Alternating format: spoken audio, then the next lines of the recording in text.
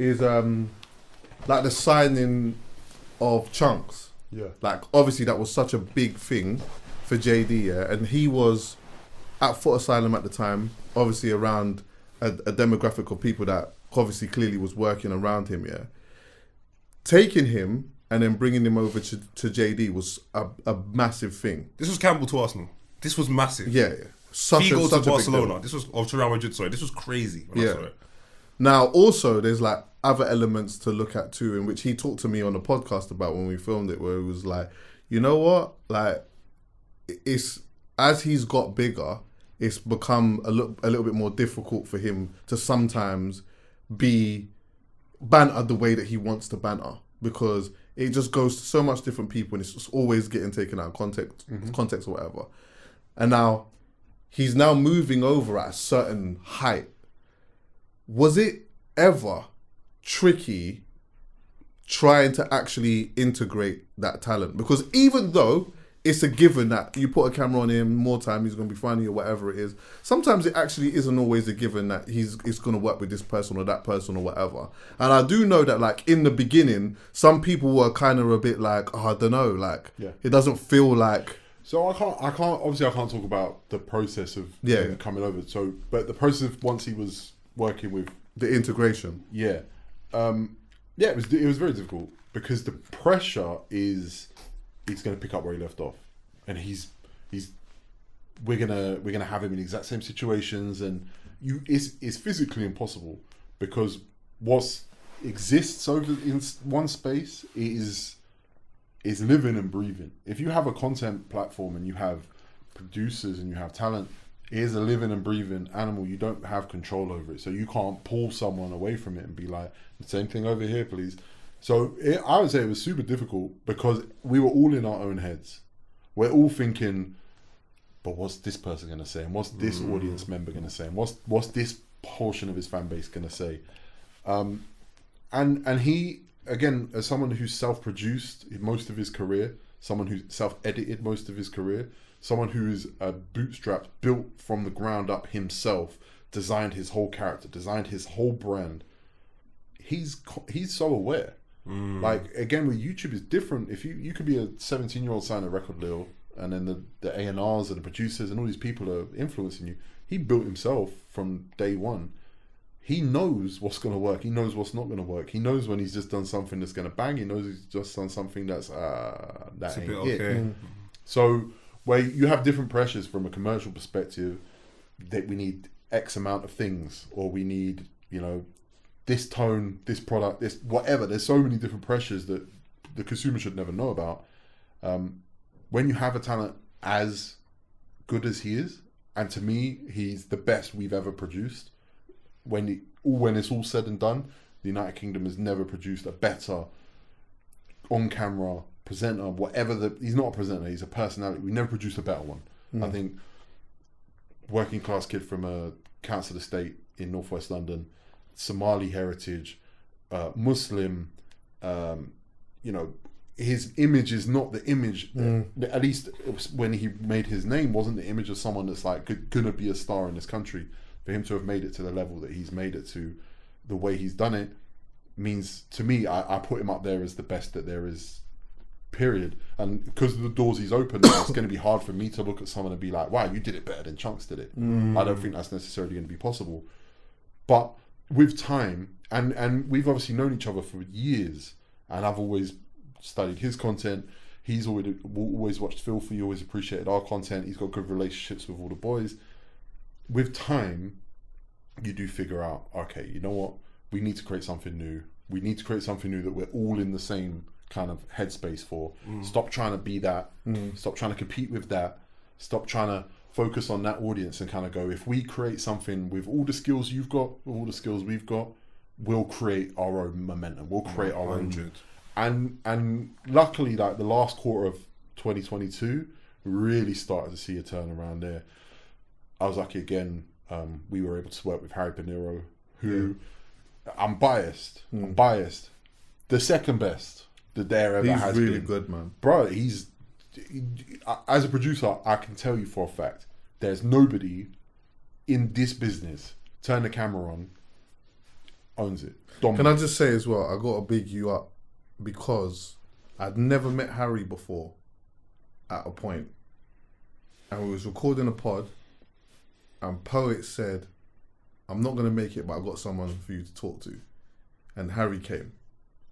And me and Harry just sat. This was the first time me and Harry actually just sat down and chopped it up. And I left there thinking to myself, Raj, you know what? Like, there's something special about him still. 100%. Something special about him. The way he came, he laid on the sofa. He laid on the sofa and we just had an open, honest conversation about a lot of different things. But I think it's the way that he spoke, the cadence in his voice, his confidence as well, like his ambition, and he seemed very much like I know what it is that I'm trying to do and I'm going to do it in my own right. Like, even though I'm standing next to these man or whatever, or like I'm around some people or whatnot, you're going to know me though. Like, not just being that man's brethren and all of these type of things. You're going to know me because I'm good. And like, from what he went on to do from that point when I first spoke to him, I've recorded with him another time since then, to like how he's manoeuvred now is... Again, there's different tests. It's very adaptable. There's different tests for me. Obviously, you come into Filthy and you bang straight away, you're special. But when I think I did his first brand thing, right? Like very early Filthy days, we put him on with a brand. And you do a shoot, first time Greg and Felix are working with him. Felix comes out and goes, special, man. Special. And he, like, again, when we work, and this is not me just saying this because we're in the room, when we work with you, Felix would be like, I wish everyone was like Chucky. Like, Chucky understands every element of what he's supposed to do. Like, that is a special person to work with. I wish we could work with a Chucky every time we work with him, because Felix does most of the edits for the big jobs as well. No. When we do Harry now, it is like, it's just like, it's breathtaking from my perspective as a producer. From the videographers and editors' perspectives, they just walk away going, fucking hell, man. That's like, it's like watching Messi. Yeah. The skill that he has is, and I don't expect most of the people watching this to understand what I'm talking about. But if you're in my business, or if you've ever worked with him, you know you're watching someone that's just like, fucking hell, I didn't know he needed to do a step over there. Yeah, I didn't see you drop the shoulder because you lost two men. Do you know what it is? I think, I don't mean to be arrogant with this. I think some of the content that I'm lucky to be a part of is some of the best content on the internet, without a shadow of a doubt. I think Filthy Fellas, in terms of an arena, I always think of it as Professor Xavier's X-Men place, bro. And it's like, that's the place where all the best go. When I saw Harry just go there and do it like that, I remember I'd only seen Harry, I called Harry off the strength of me and Yinka saying to me, Paul, you need to watch this guy on Link Up TV. And when I've watched him on this Link Up TV thing where he's just on the street speaking to people, the one thing I admired is the ability to adapt to various situations. And when you're on street speaking to people, there are so many situations you have to adapt to in seconds, and he easily done it. Then you meet him, gentleman, bro. Absolute gentleman. Matched with the hard work, bro. I said to myself, this guy's mad. So when we brought him Filthy and all of that, and I just saw the way he interacted and I saw the way he dealt with it, so much people have come Filthy, bro. Like, a lot of people have failed. Like, they haven't even made it to in front of the camera, and I would never go and say anything about them, but there's a lot of people that have got just to the office, and that's as far as they've gone, bro, because it is, I'm telling you, bro, it's even war zone, bro. Even on that though, like, if you spend time around the Beta Squad, Sharky, AJ Shabil, Nico, all those guys, they're like Filthy in the sense that they are very free with information with each other. They're constantly telling each other, here's how I did this, here's how I did this. This is gonna end like this if you go that way, if you're gonna.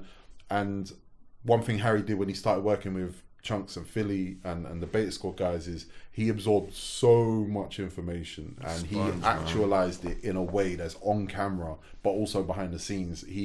He's become like this superhuman kind of superstar performer in his field, and even he's had like moments in the last year where he's been in a bit of trouble, and it's all interpretation. It's all about communication. It's all about, you know what, I thought that was going to be funny, and it fucking wasn't funny. It didn't work. Like, and people have interpreted that way. They've taken it this way, and he's been in a situation where he's had to, like, You know what it's like. You had it last year. You had a moment where everyone decided it's fuck you. It's fuck you now. It's fuck you time. I've had it. You've had it like twice, 3 times. Yeah, like I stay there. 100%. Even Chunkz had a moment last year. Yeah, where he did, like innit? people said, "Fuck." It's like you can't say this is the nicest human being on the planet Earth. Like you, the internet is so fucking shit. That you've decided that you're gonna turn on Chunkz. That's What the stupid as fuck, but bro. Harry to even weather that and to fucking strengthen the resolve without losing his shit, without losing his head, that comes from stuff that I couldn't teach you. Yeah. That comes from what he's learned in the business independently, that him and his manager Collar, who again is a great source of information, great source of consistency and calmness for him, that means that he's become like a behemoth in this business. Right. And Harry's, you know, a lot of people have the advantage of age over Harry. Loads of people, they're a lot younger, so they're in environments, whether you're in university, school, you're in big social environments where you do something funny, so much people can speak about it, and it's an easier way to sell, especially if you're at university. Harry's a lot older, so the ability for him to immerse himself in this situation, adapt, and then stay consistent at a point where you're like, it just doesn't even make sense to me. It proper doesn't make sense to me. People usually that late get in and they have an impact and they may build a career, but not to the extent Harry P's doing it. This is, I don't even fucking get it. He changed. Let me tell you 2 things he changed. He changed, does the shoe fit? 100%. Was a successful format that Harry came in and went, watch. He said, give me the ball. And he changed that. He went in and did a fucking mad. He might be Luka Modric, you know. But He then- might be Luka Modric. 27, I've won nothing. But then from that moment then, Sidemen Tinder. Oh, Sidemen Tinder, yeah. established successful format. Stephen Tries had an amazing moment on that, and that went big.